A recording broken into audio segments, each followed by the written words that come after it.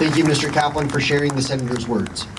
Please welcome to the stage the Honorable Dan Sullivan, U.S. Senator for Alaska. Thank you, Master Sergeant, and good morning, everybody. I want to begin by thanking everybody for being here, taking time out on a really important day.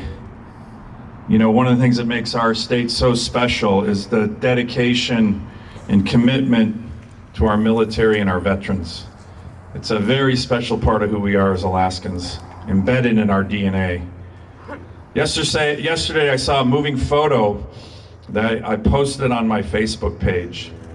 A flag-draped casket that is on a military hospital with soldiers in combat gear surrounding it, their hands respectfully placed on the casket. The caption of the photo says, "Just in case you forgot why we have a 3-day weekend." Right. None of you forgot who are here this morning, so thank you. We also don't forget about our fallen in Alaska, because the history of sacrifice in our nation's wars is closer to us than it is in many other places in America. Not only do we have more veterans per capita than any other state in the country, our territory was actually invaded during the World War II Aleutian Island campaign. Our communities, like Unalaska, Dutch Harbor, were bombed with dozens of civilians killed.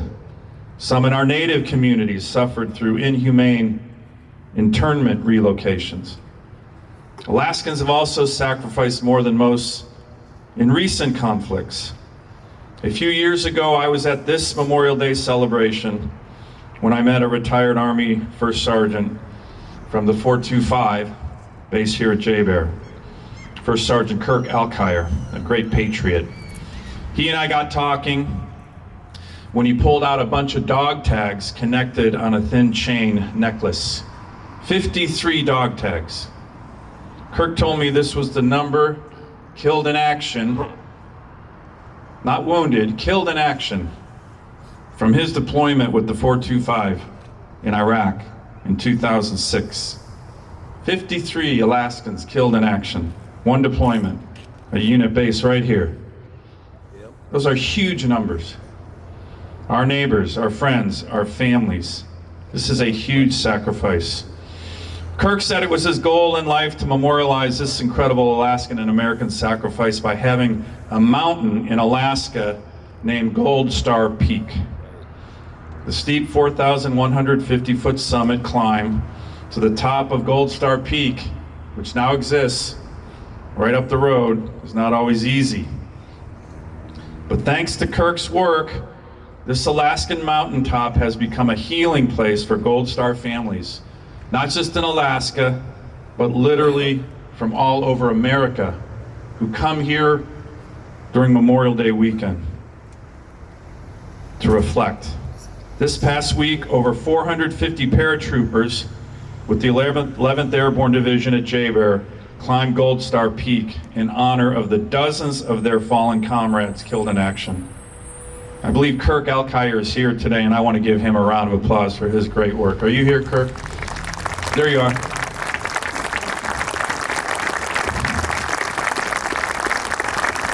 Like our 11th Airborne paratroopers, today we honor those who have made the ultimate sacrifice. And we embrace our Gold Star families whose grief never really leaves them. Today, for example, we remember Marine Corps Lance Corporal Grant Frazier from Anchorage, a skier, a pianist, scuba diver. Lighthearted, mischievous, he had plans to be a paramedic with the Anchorage Fire Department. He was killed in action in 2005 in Iraq as part of Operation Quick Strike, launched to avenge the death of his fellow Marines.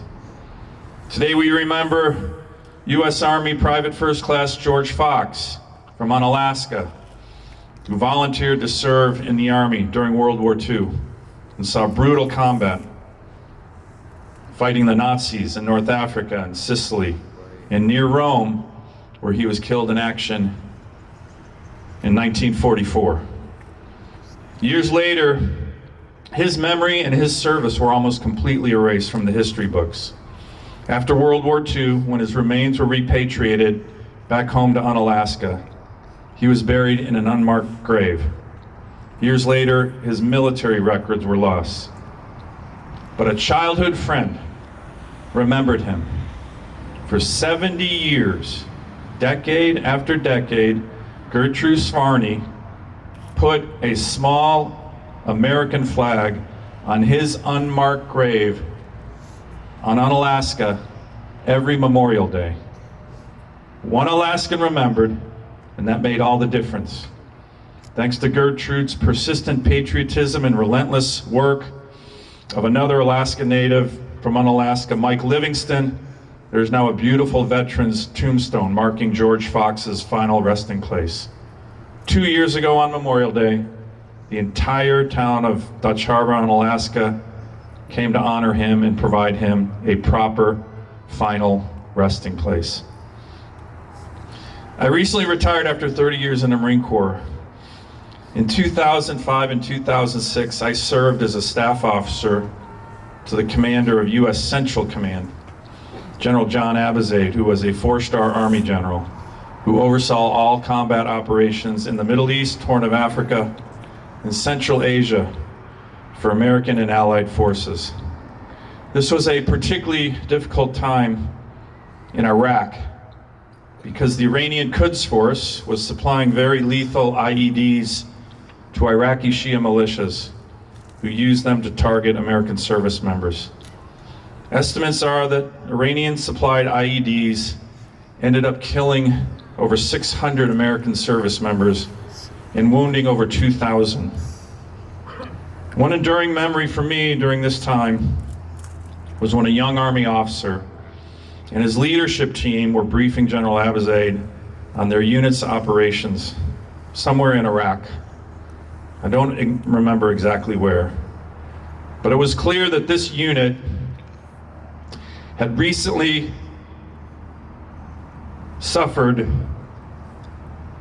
significant casualties.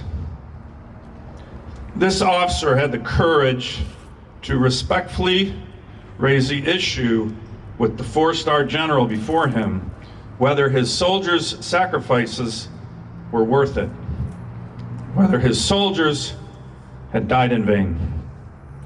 I'll never forget General Abizaid's answer. Quote, "No American who has ever sacrificed for his fellow soldier or for America's freedom and security, whether at Valley Forge, Iwo Jima, Chosin Reservoir, Vietnam, Afghanistan, or Iraq, has ever died in vain." Right. Ever.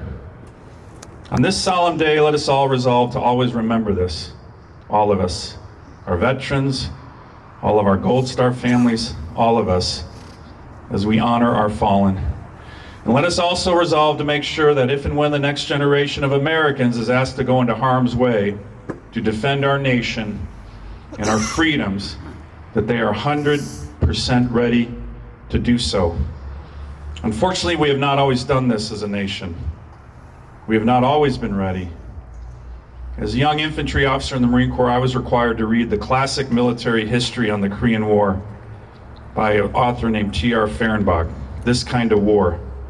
It depicts in excruciating and brutal detail how the U.S. military had gone from the most lethal military in the world in 1945 to a military force just 5 years later that was not ready for war when North Korea invaded South Korea in June of 1950.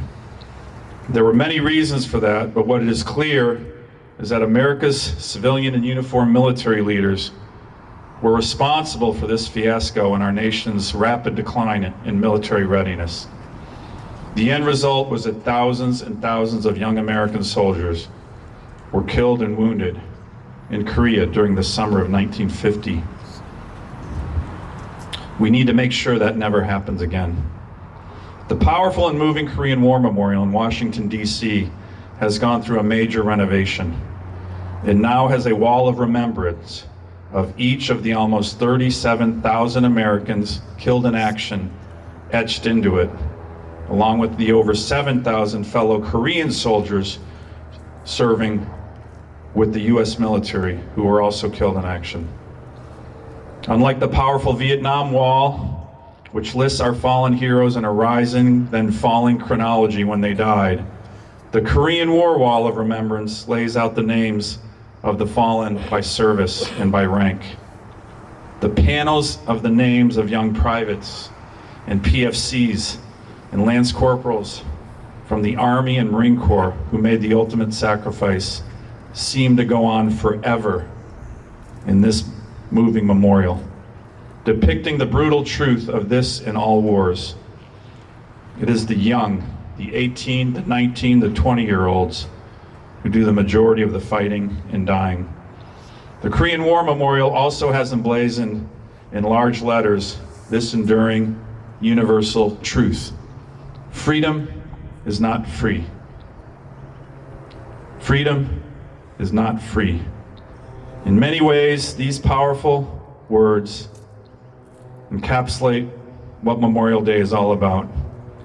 Let us resolve to always remember this truth, and those who have borne the burden and paid the ultimate sacrifice and price so that America remains the free, exceptional republic that it is today. Thank you.